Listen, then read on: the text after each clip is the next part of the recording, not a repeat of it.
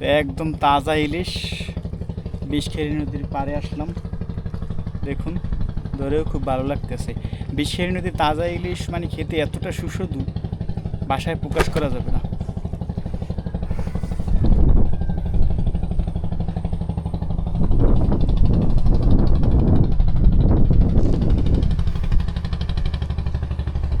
তো মাছ ধরলাম যেহেতু, এখন একটু হাতটা ধুয়ে নিছি।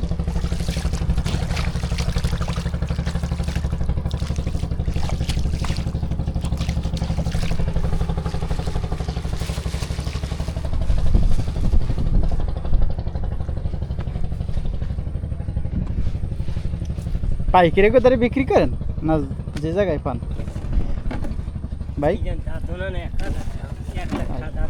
ও, মূলত আগেই তারা অগ্রিম টাকা আনে ওই আড়তদারদের কাছ থেকে, সেখানেই এবার মাছ দিয়ে আসে।